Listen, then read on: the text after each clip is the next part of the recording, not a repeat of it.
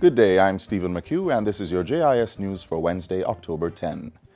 There has been a significant improvement in the case disposal rates of the courts. This refers to the ratio of new cases disposed of in the same period within which they were filed. So when we look at the case disposal rates in the corporate area and in the Westmoreland Parish Court, they have the highest disposal rates of 62% to 63%. The Justice Minister gave the update in Parliament Tuesday, citing the Chief Justice's statistics reports for the parish courts of Jamaica for the period January to June 2018. He told the House that the progress in the case disposal rates was proving to be a catalyst for improving the case clearance rates across parish courts. The case clearance rate is a ratio of new cases filed to cases completed, regardless of when those cases commenced. The overall clearance rate for the second quarter of 2018, this is the last quarter, was 98%, an improvement of 9 percentage points over the first quarter. Although these results indicate that there are still more new cases filed than cases disposed of across the parish courts, the overall direction is quite positive for the reduction of the criminal case backlog. An additional 500 cameras have been procured under the Jamaica Eye program and will be installed over the coming months.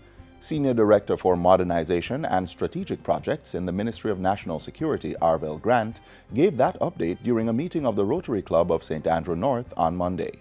He said 400 CCTV cameras had already been mounted in public spaces across the island.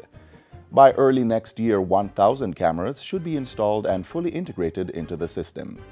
Jamaica Eye, which was launched in March, is a public-private partnership designed to network CCTV cameras owned by the ministry as well as accommodate feeds from privately owned cameras.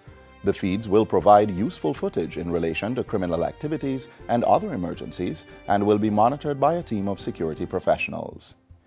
Government will be rolling out an education campaign on the impending ban on the importation, manufacture, distribution, and use of specific categories of plastic packaging materials. Government Senator Matthew Samuda says the campaign will, among other things, highlight alternative packaging options. There is nothing that the government has banned that does not already have existing alternatives in the marketplace. It would be improper of the government to push one alternative versus another. I think through the public education campaign it will come out as to the varying alternatives that are there. Mr. Samuda made the disclosure during Friday's sitting of the Senate. The ban, which starts January 1, 2019, relates to single-use plastic bags, expanded polystyrene foam, commonly referred to as styrofoam, and plastic drinking straws. It does not apply to bags used to maintain public health or food safety standards, such as those utilized to package raw meats, flour, sugar, rice, and baked goods, such as bread.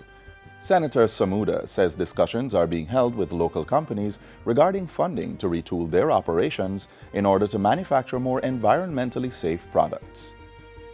The University of Technology and the Bureau of Standards have signed a Memorandum of Understanding for the incorporation of metrology into the science and engineering curricula at UTech.